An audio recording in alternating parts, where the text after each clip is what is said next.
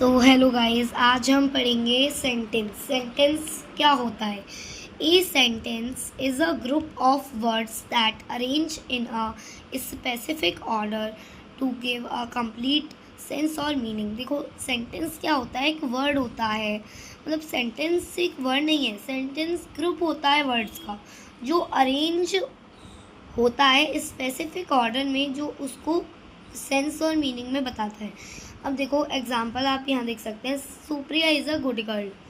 अब देखो, Supriya is a good girl. अब अगर मैं इसको कह दूँ girl is a Supriya good, ये कोई मीनिंग है नहीं है, इसका कोई सेंस भी नहीं बन रहा एंड मीनिंग भी नहीं बन रही। बट सही सेंस और मीनिंग कौन सी बन रही है? Supriya is a good girl. Okay, so इसीलिए इसे सेंटेंस कह दिया है। और ये ग्रुप है ना वर्ड्स का, इसीलिए इसको सेंटेंस कहा गया है यहाँ पे। ओके, नेक्स्ट आता है हम्पटी डम्पटी सैट ऑन अ वॉल। अगर मैं कह दूँ डम्पटी ऑन वॉल, हम्पटी सेट ऑफ, अब बताओ ये कोई बनेगा? नहीं बनेगा ना, इसीलिए इसको सेंटेंस कहा गया है। ठीक है, और ये ग्रुप है वर्ड्स का। नेक्स्ट आता है parts of sentence. Parts of sentence कितने टाइप्स के होते हैं? 2 टाइप्स के होते हैं only, subject and predicate. Subject क्या होता है? सब्जेक्ट मतलब जिसके बारे में बात की जाए। Supriya is a good girl, बात किसके बारे में हो रही है? सुप्रिया के बारे में हो रही है, तो सुप्रिया सब्जेक्ट हो गई है। ठीक है, हो गई है। अब प्रेडिकेट मतलब जो जिसके बारे में बात हो रही है ना, वो क्या कर रहा है, वो कैसा है। जैसे इज़ अ गुड गर्ल, वह गुड मतलब अच्छी लड़की है, तो ये प्रेडिकेट हो गया। हम्पटी डम्पटी सैट ऑन अ वॉल, हम्पटी और डम्पटी किसके बारे में बात हो रही है? हम्पटी डम्पटी के बारे में बात हो रही है, उसको तो सब्जेक्ट कह देंगे। Sat on a wall, set, Humpty Dumpty कहाँ बैठे हैं? वॉल पर बैठे हैं, तो ये प्रेडिकेट के बारे में बात हो रही है। ओके, हाँ जी, ओके। अब आता है, हमने प्रेडिकेट और सब्जेक्ट भी समझ लिया, अब आता है टाइप्स ऑफ सेंटेंस। 5 टाइप्स भी होते हैं एंड 4 टाइप्स भी होते हैं, वो क्लास के अकॉर्डिंग पता चलता है। ओके, अभी मैं आपको 4 टाइप्स बता रही हूँ, नेक्स्ट वीडियो में हम 5 टाइप्स भी मैं आपको समझा दूँगी। ओके, देन फर्स्ट आता है असर्टिव, सेकंड आता है इंट्रोगेटिव, थर्ड आता है इम्पेरेटिव एंड फोर्थ आता है एक्सक्लेमेटरी। शायद आप चाहो तो मैं अभी समझा सकती हूँ, चलो ठीक है, मैं अभी ये समझा देती हूँ। फिफ्थ आता है अपन का ऑप्टेटिव। ओके, चलिए ठीक है, मैंने ऑप्टेटिव लिख दिया है। अब हमने टाइप्स ऑफ सेंटेंस भी समझ लिए, अब आगे करेंगे पार्ट्स भी अलग हैं सेंटेंस में एंड टाइप्स भी अलग हैं। हाँ जी, पार्ट्स भी अलग होते हैं सेंटेंस में एंड टाइप्स भी अलग होते हैं सेंटेंस में। ओके, अब हम समझते हैं असर्टिव सेंटेंस किसे कहते हैं। A sentence that makes a statement और असर्शन इज कॉल्ड असर्टिव और डिक्लेरेटिव सेंटेंस। असर्टिव जो सेंटेंस होते हैं ना, उनकी एक पहचान भी होती है। क्या होती है? उसको हम डिक्लेरेटिव सेंटेंस भी कह सकते हैं। ओके, अब आता है असर्टिव सेंटेंस, है ना। असर्टिव सेंटेंस क्या होता है? जो अपनी बात को पूरा कर लेता है ना, और उसकी स्टेटमेंट और असर्शन बताता है, उसको कहते हैं असर्टिव और डिक्लेरेटिव सेंटेंस। अपनी बात जब आपने पूरी कर ली, उसको हम कह सकते हैं assertive sentence. Okay, assertive sentence में क्या लगता है? क्वेश्चन मार्क नहीं लगता, क्वेश्चन मार्क लगता है इंट्रोगेटिव में, असर्टिव सेंटेंस में लगता है फुल स्टॉप। ओके, नेक्स्ट आता है interrogative sentence. A sentence that asks a question is called N interrogative sentence. Okay, अब मैं आपको बताती हूँ कि उसको क्या कहते हैं, इंट्रोगेटिव सेंटेंस को।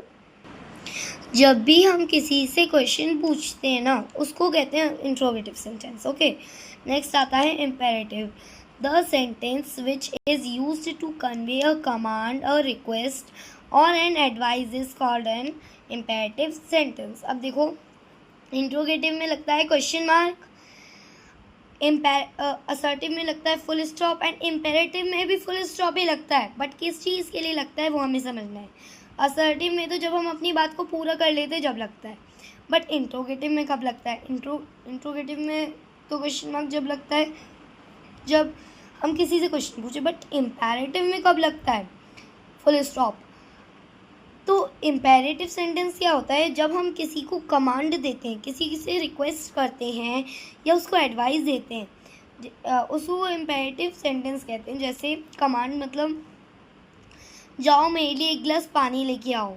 तो ये कमांड है, ये उसे करना है। आपने उससे पूछा नहीं है, उसको बोला नहीं, उससे माफ़ी नहीं मांगी, उसको आपने बोला है कि जाओ और पानी लेके आओ मेरे लिए, बोला है आपको उससे, ठीक है। नेक्स्ट आता है रिक्वेस्ट। रिक्वेस्ट पे हम कभी कभार प्लीज़ यूज़ करते हैं, ठीक है, जैसे प्लीज़ तुम मेरी नोटबुक दे दो। ओके। नेक्स्ट आता है एडवाइस। एडवाइस मतलब जैसे डॉक्टर बोलते हैं हमें कि ज़्यादा चॉकलेट नहीं खानी चाहिए, और चॉकलेट खाने के बाद आपको ज़्यादातर ब्रश करना चाहिए 2 बार वन डे में। अब इसीलिए यही हो गई आपकी एडवाइस, यही हो गया इस जब हमने बोला ना कि प्लीज़ तुम मेरी नोटबुक दे दो, वही हो गई आपकी रिक्वेस्ट। और जाओ मेरे लिए एक गिलास पानी लेके आओ, वही हो गई आपका कमांड। ओके, उसको कहते हैं इम्पेरेटिव सेंटेंस। नेक्स्ट आता है आपका एक्सक्लेमेटरी।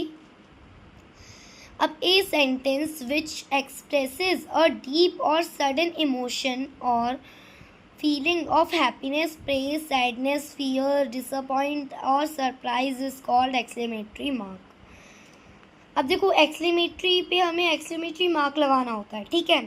अब ये एक सडन इमोशन के लिए होता है, जैसे हम कभी इमोशनल हो जाते हैं ना, उसके लिए। हम कभी सैड हैं, हमें डर लग रहा है, हम सरप्राइज हैं, हम खुश हैं, हम किसी की तारीफ़ कर रहे हैं, उसके लिए एक्सक्लेमेटरी मार्क लगाया जाता है, ठीक है। अब एक बचा ऑप्टेटिव, जो मैंने इसमें नहीं लिखा है, बट मैं आपको हिंदी में उसे समझा सकती हूँ। ओके, ऑप्टेटिव क्या होता है? जब हम किसी के लिए प्रेयर करते हैं ना, कर्स करते हैं, किसी के लिए प्रेयर करते हैं, जब यूज़ होता है ऑप्टेटिव मार्क ऑप्टेटिव के लिए। ओके, तो ऑप्टेटिव सेंटेंस क्या है? ऑप्टेटिव सेंटेंस वो होता है जो हम किसी के लिए प्रेयर करें, किसी के लिए कर्स करते हैं, उसको कहते हैं optative sentence. For example, best of luck, ये ऑप्टेटिव सेंटेंस है, ठीक है, ऐसे। हाँ जी। अब नेक्स्ट आता है आपके एग्जाम्पल्स में आगे Ram likes to play chess with Riya. ये कौन सा सेंटेंस है? आपको लिख के बताना है मुझे। Whose notebook is this? अब यहाँ पे जो लगा है ना, ये देखो मैं आपको बताऊँ, ये जो लगा है फुल स्टॉप, यहाँ पे क्या आएगा सब लोग मुझे बताएंगे, ठीक है, कमेंट में। Whose notebook is this? ये किसकी नोटबुक है? Hurray, India has won the match. Yes, India match जीत गई है। क्लीन योर रूम, अपने रूम को साफ कर। अब यहाँ पे लगा ना एक्सक्लेमेटरी मार्क, तो ये क्या हो गया? एक्सक्लेमेटरी हो गया, ठीक है, डन। सबको समझ आ गया? नहीं आया वो आप टाइप कर सकते हैं, मैं आपको फिर से समझा दूँगी। ओके, सो बाय बाय, आज के लिए इतना ही, बाय बाय।